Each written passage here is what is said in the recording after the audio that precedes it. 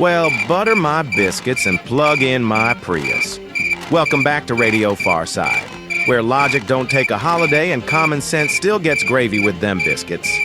Howdy, howdy, friends and neighbors. This is your old pal, Rufus, coming to you from deep in the jungles of Java, where the only levels rising are the number of skeeters gnawing on my hide. Today we're gonna wade up to our knickers into a topic that's hotter than Al Gore's server room, so-called climate change, and the wild-eyed, arms flailing, we're all gonna fry industry that sprung up around it like mushrooms on a cow pie. I don't know about you, but the only change I see round these parts is 6 months of angels pissing and 6 months of devils grilling. Now, before we wander too far into the jungle, I hear tell that clicking them like, share, and subscribe buttons in that order feeds a family of 5 in Paraguay. So do your part to end world hunger and get busy down there below the video. You'll also find a link in the description to buy us a coffee, because all this yapping sure does work up a powerful thirst. Now, back at it. See here, don't get me wrong. I like a clean jungle same as the next fella. I recycle my sarcasm and compost my grudges, but the current religion of carbon sin and solar salvation? Lord help us. We've traded fire and brimstone for unicorn farts and sunbeams. Let's start with the holy grail of this new green gospel. Windmills. Giant metal toothpicks spinning like drunks in a hurricane, blotting out the prairie skyline like God's own pinwheels. They're supposed to save us from the wrath of rising CO2, but they kill more birds than a hopped-up house cat. Them ridiculous wind farms look like Don Quixote's absinthe-fueled nightmares. And let's not forget, they only work when the wind's blowing, which last I checked ain't something you can order up like fries at a squat and gobble. It's a power source that depends on Mother Nature's mood swings. Brilliant. Nothing screams dependable like a woman's feelings. Then there's solar panels. They're like trying to keep warm with a candle in a blizzard. Great if you're a polar bear. Not so great if you're trying to run a hospital or, heaven forbid, charge your electric pickup truck and still have enough juice left to microwave a burrito. They say we can power the world on unicorn farts and sunbeams. Well, I've met a unicorn or two in my day, mostly around Hollywood casting offices, and let me tell you, they don't pass enough gas to run a toaster. Besides, you'd probably be better off burning the gas and getting rid of some of that methane. This whole movement's starting to look like a Green New Deal written by people who think dirt comes from dump trucks and hemp is a power plant. They shut down coal plants, outlaw gas stoves, and want to tax cow burps. All while flying private G5s to air-conditioned climate conferences in Bali, drinking glacier water out of orangutan skulls, and demanding fresh sheets after every paid encounter. It's like watching a man saw off the tree limb he's sitting on and then demand a tax credit for the sawdust.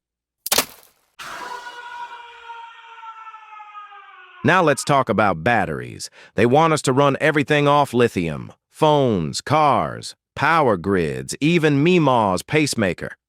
Problem is, mining lithium's about as eco-friendly as a drunk rhino with 2 showgirls at a Waterford Crystal convention. You need diesel-spewing machines the size of a Walmart parking lot getting gallons per mile to dig up the stuff. Not to mention all the grinding and refining. Seems to me the only green here are the corporate profits and the color of the workmen's faces. See, we used to call it energy policy.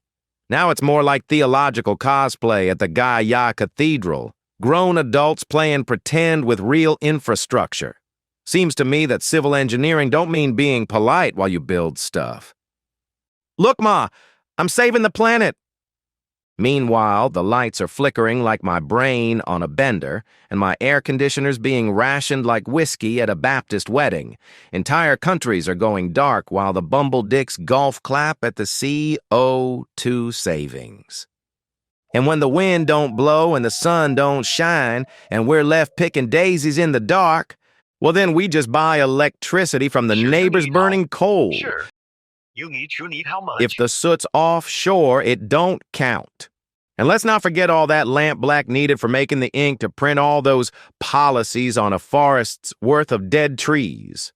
Just saying. Now some folks say, but Rufus, we have to save the earth. And I say, sure, but you can't build a barn with a sledgehammer. Maybe, just maybe, we ought to use tools that actually work, not ones that make us feel better while we freeze in the dark eating cricket loaf and cockroach pie. Progress is fine. I'm not against it. But if we're going to bet the farm on the weather, maybe someone ought to ask the farmer first. Far as I can tell, there's a whole lot more telling than asking these days.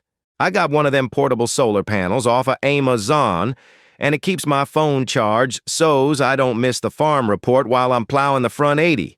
Works pretty good, too, from about 11 a.m. till 1 p.m. But I'm willing to bet it won't keep my sacred beer cold till I'm finished picking cockleburs out of my hair. In the end, this ain't about left or right, or liberal and conservative. It's about up or down. Do we go forward with brains and backbone, or do we ride this solar-powered hobby horse straight off the cliff while whistling Kumbaya in a tribal drum circle? If the answer's windmills and rain dances, then heaven help us, we might as well go back to candles and corsets. Not that I'd complain, mind you. I like unwrapping packages by moonlight. But let's just slow this wagon down and think about where we're heading. It took us 150 years to build up the refineries, pipelines, and corner gas stations to get where we are. Now we want to mine more copper than ever's been mined, install millions of charging stations around the world, do it all without hydrocarbons, and finish in 25 years. Wake me up when y'all have a feasible plan. If my John Deere runs out of propane out in the field, I can have Junior fetch me a refill right quick. But if my industrial-sized battery goes dead, well, that tractor will rust in place before I can get it recharged. Not to mention buying a mile or two of extension cord. And frankly, Junior just ain't that bright. Comes from his mama's side, of course. Now I'm just simple folk stacking corn cobs here in the outhouse, but seems to me that somewhere down the line, our electricity is coming from coal and oil. Either we gas up the generators and take the juice straight from the teat, or we putting all these Rube Goldberg contraptions between the teat and the sucking, just so we can feel proud of how clever we are.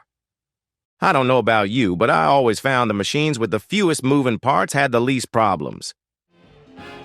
So that's us throwing some shade from the far side, where wind is meant for blowing up skirts. Before you hightail it out of here, how's about clicking a half dozen of those buttons below the video? Won't take but a second, and it sure does give us a tickle. I hear tell every time you click like, another light turns on in Bangladesh, so light 'em up, boys. We'll be catching y'all on the far side.